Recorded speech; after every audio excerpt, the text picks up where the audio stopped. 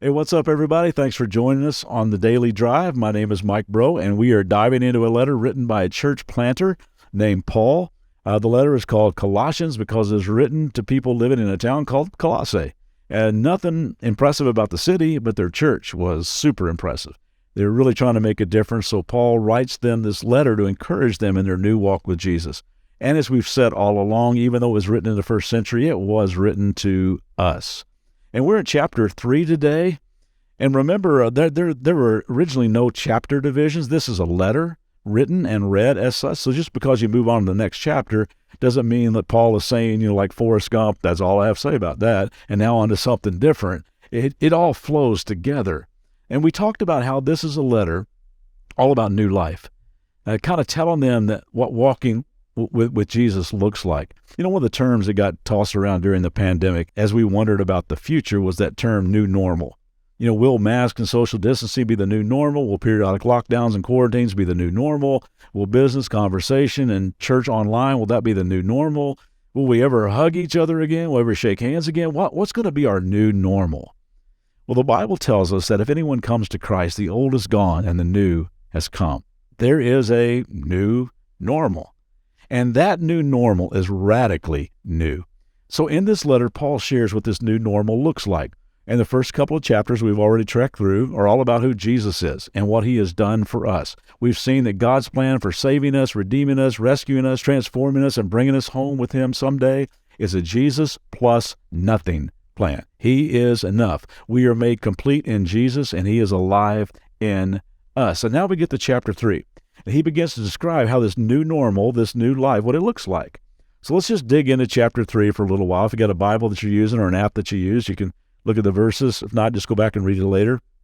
Paul starts with a since then, or a therefore. And remember, a rule of thumb for Bible studies, when you see a therefore, go back and see what it's there for. I know, pretty genius, but it always helps me not just to plow ahead, but to look back at what was previously said. Now, we've already done the look back with the first 2 chapters.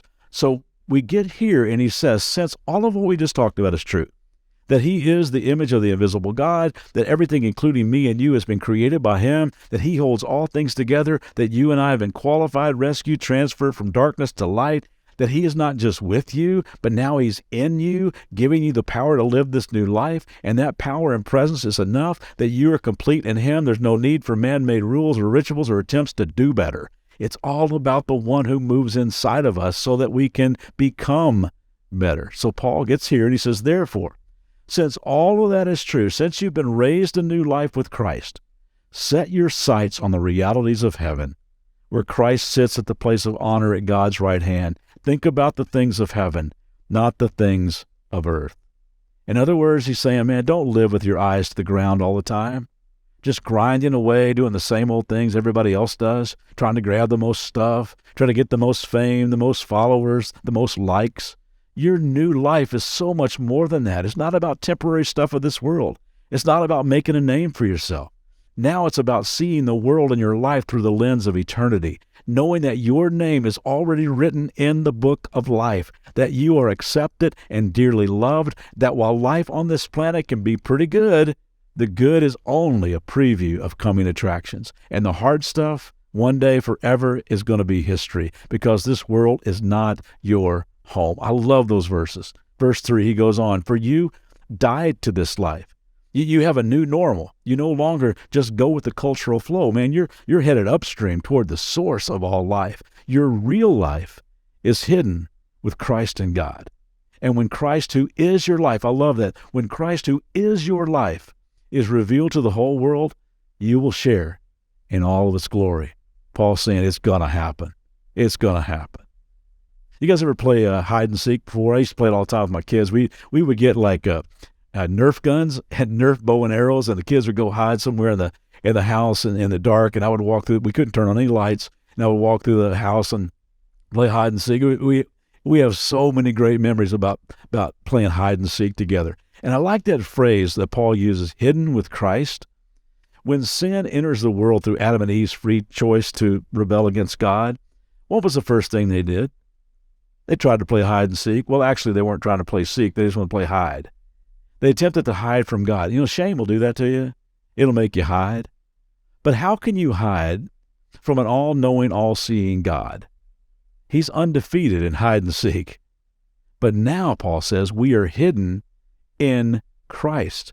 Jesus took all of our sin and rebellion and nailed it to the cross. At the cross, naked and exposed in our shame, crowned with the thorns of our lies, held by the nails of our lust, our envy, our greed, pierced with the spear of our arrogance, he took it all. And we, as sinful people, now have a hiding place in him.